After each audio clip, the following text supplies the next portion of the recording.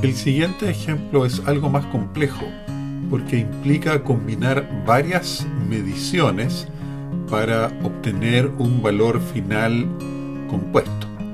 En este caso en particular se trata de determinar la densidad de un acero utilizado en bolas de rodamientos, para lo cual se mide la masa de una muestra de bolas y el diámetro de las bolas respectivas o de otra muestra. La masa de hecho se va a medir con una balanza de 1 miligramo de resolución y el diámetro se mide con un instrumento de 10 micrones de resolución. Las mediciones fueron realizadas todas a una misma temperatura de 23 grados Celsius. Ahora, el tema es determinar la densidad del acero y la incerteza de la medición. Contamos para ello entonces con mediciones de masa y mediciones de diámetro. El algoritmo que seguiremos implica las siguientes etapas. Primero, calcular el promedio y desviación estándar de cada grupo de mediciones primarias, o sea, de masa y diámetro. Luego, calculamos la desviación estándar del promedio y la incerteza por resolución del instrumento. Teniendo estos valores, calculamos la incerteza combinada de estos dos factores, la dispersión experimental y la resolución del instrumento, para obtener un valor común que combine ambos factores. Luego, estimamos los grados de libertad de la medición de cada variable primaria, considerando que no solamente aquí intervienen los datos de número de experimentos, sino que también los datos o los grados de libertad que aporta la resolución del instrumento. Para eso se usa una fórmula llamada de Welch-Satterthwaite. Teniendo esta información que se refiere a los experimentos primarios, o sea, de medición de masa y diámetro, ahora tenemos que hacer la propagación del error, para lo cual calcularemos las derivadas parciales de la fórmula de cálculo de la magnitud secundaria medida, o sea, de la densidad. Aplicaremos la fórmula de propagación de error y determinaremos el error global estándar de medición de la magnitud secundaria. Teniendo este error global, estimamos los grados de libertad de la densidad de la misma manera que lo hicimos con los datos de masa y diámetro. Teniendo esos grados de libertad, procedemos a determinar mediante la distribución T cuál sería el factor por el cual tenemos que multiplicar la desviación estándar de la medición para tener el intervalo de incertidumbre o incerteza. Por último, hacemos el producto y voilà, tenemos la incerteza de medición. Entonces, en primer lugar tenemos los datos que están acá, son 8 mediciones de masa y 6 mediciones de diámetro. Entonces, lo primero que hay que hacer con estos datos, para cumplir el objetivo de estimar tanto el valor de la medición como su incerteza, es calcular el promedio y la desviación estándar de cada grupo de mediciones primarias, es decir, de masa y diámetro. Entonces, sacamos el promedio de masa, nos da 8,3496, y sacamos el promedio del diámetro y asimismo sacamos las desviaciones estándar de estos sets de datos. Si teniendo estos promedios dividimos la masa por el volumen calculado a partir del diámetro, nos da una densidad estimada de, en gramos por milímetro cúbico da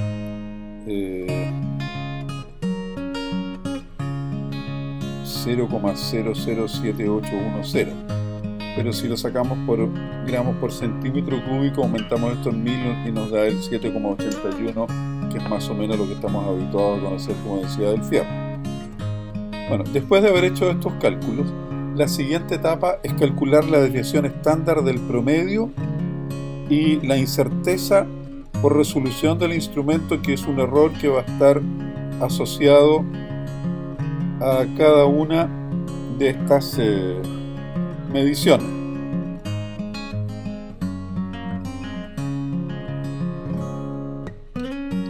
Entonces, y aquí tenemos que la desviación estándar del promedio es la desviación estándar anterior, pero dividido por raíz de n, donde n es el número de mediciones. Entonces, dividimos las desviaciones estándar obtenidas en la etapa previa, que son estas, y obtenemos las desviaciones estándar del promedio, que obviamente son menores. Ahora, para la incerteza por resolución, se toma el valor de esta resolución, por ejemplo, 1 miligramo o bien 10 micrones, que son las resoluciones de la balanza y del micrómetro que se usó para medir, y esos valores se dividen por raíz de 12, lo cual es un cálculo que está derivado de que en la resolución la distribución de probabilidad de estar en uno u otro extremo es uniforme. Se deriva de esta fórmula, que por el momento solamente la vamos a aplicar. Entonces tenemos estos valores anteriores divididos por raíz de 12. Ya tenemos entonces las desviaciones de estándar o incerteza, estamos usando intercambiablemente el término, y lo siguiente es calcular las incertezas combinadas de cada medición de variable primaria, para lo cual obtenemos en este caso la suma de cuadrados, la que volvemos a extraer raíz, y eso nos da algo así como la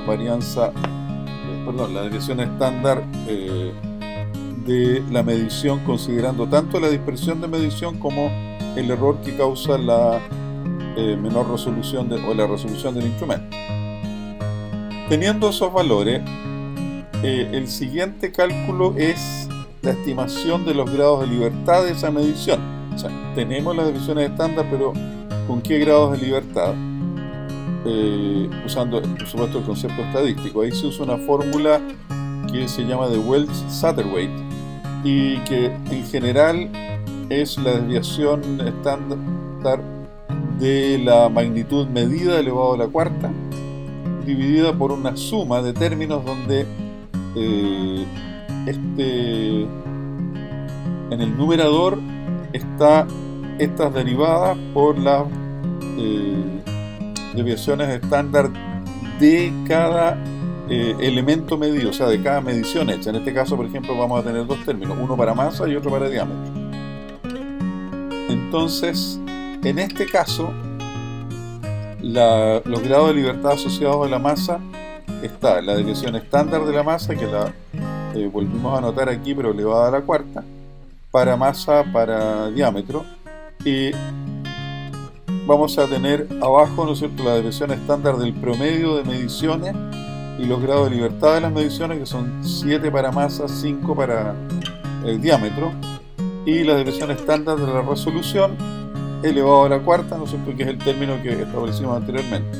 Sin embargo, dado que la resolución la conocemos con bastante certeza, los grados de libertad asociados a la resolución son un número que en general es muy grande, y este término, por lo tanto, se hace muy pequeño y por lo tanto se desprecia.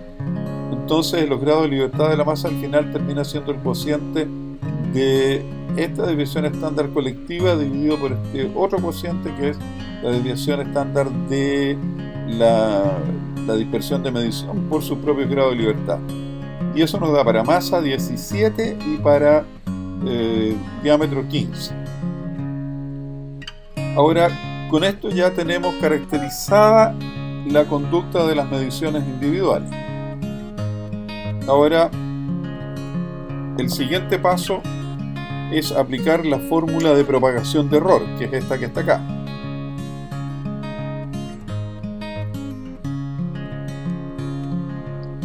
Esta fórmula de propagación de error establece que la varianza o sigma cuadrado de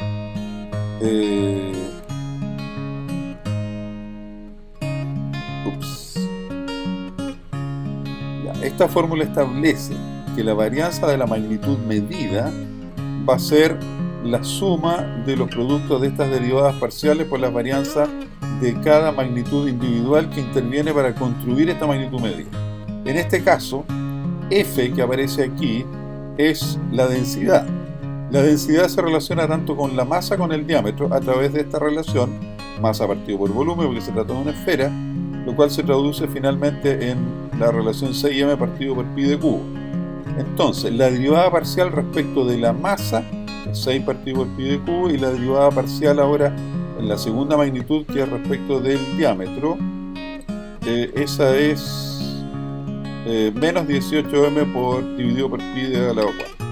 Al calcular la derivada, al evaluar la derivada, ¿no es cierto?, obtenemos estos dos valores, que son entonces estos productos que están acá.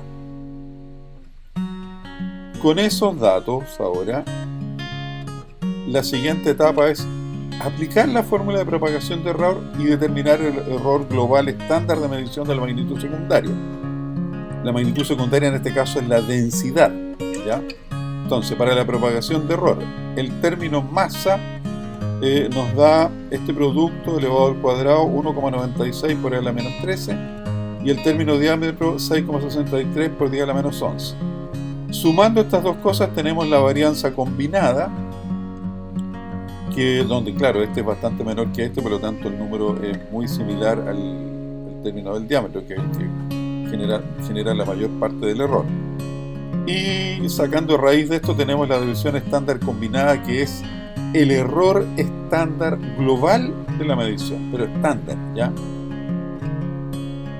Ahora, para poder transformar esto en un dato de intervalo de confianza o banda de confianza, ¿no es cierto?, necesitamos ahora también los grados de libertad para poder ir a la siguiente etapa.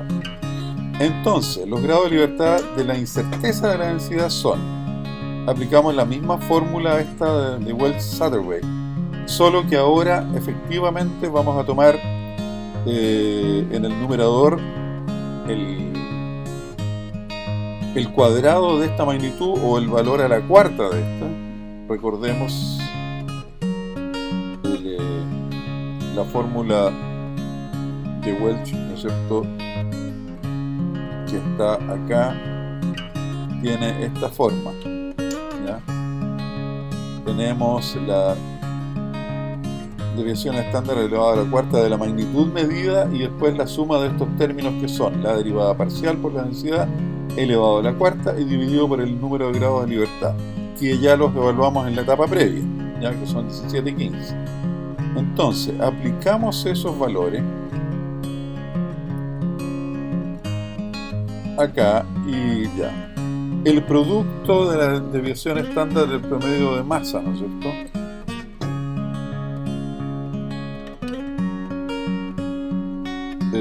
por la respectiva derivada parcial da este valor.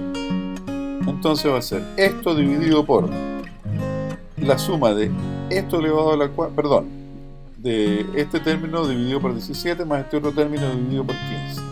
Y eso nos da unos grados de libertad redondados hacia abajo, porque este número no da necesariamente entero, que es 15. Con ese dato nos vamos a la función de distribución T, la del estudiante, y dando un 95% de confiabilidad, es decir, calculando el valor de la función para un número 0,05, que sería el complemento de 95, y tomando como grado de libertad 15, eso nos da un factor de 2,13. Recordemos que el intervalo de confianza para una distribución normal es 1,96. Entonces aquí tenemos una incertidumbre mayor producto del número limitado de grados de libertad. Entonces, ahora que tenemos este factor, simplemente tomamos el error global estándar que determinamos antes, que es 8,16 por 10 a la menos 6, y obtenemos la incerteza combinada, que es 1,74 por 10 a la menos 5. Ahora, estos números no son muy intuitivos, así que mejor veámoslo en unidades de gramos por centímetro cúbico. Y aquí tenemos que la densidad es 7,81 y que la incerteza es 0,017. Eso quiere decir que nuestro intervalo de confianza, ¿no es cierto?, para la determinación de la densidad del acero puede estar entre 7,827 y 7,792, y ese es el resultado que queríamos averiguar. En términos relativos, la incerteza es un 0,2% del valor de medición.